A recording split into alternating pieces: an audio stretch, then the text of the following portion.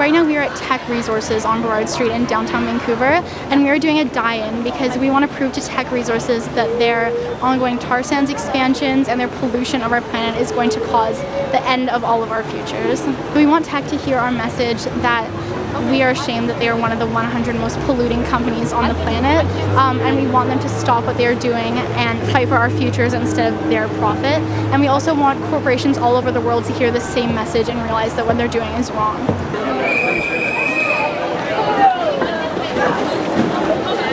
Here we are in the Pacific Center food court. Hundreds of teens and youth and adult supporters came, and upon our signal we all laid on the floor and we caused a big disruption.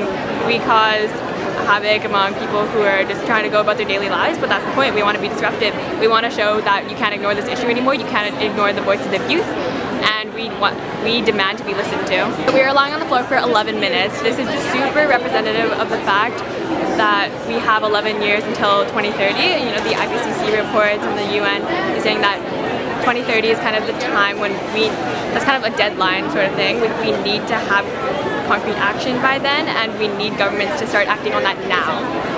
I'm ashamed. I'm ashamed. Children shouldn't be the ones fighting for their future. That's what mom and dad are for.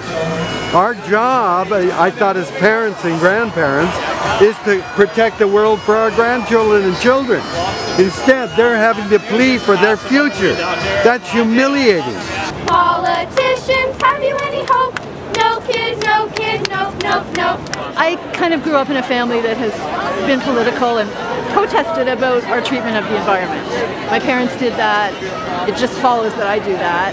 And it's just, when I was a teenager, I rebelled and I wasn't political. And it's just so exciting to see these kids so much more mature than I was at that age. This is just the beginning. We are all striking on September 27th to fight for our futures and a better future for everyone, and we would love if you joined us.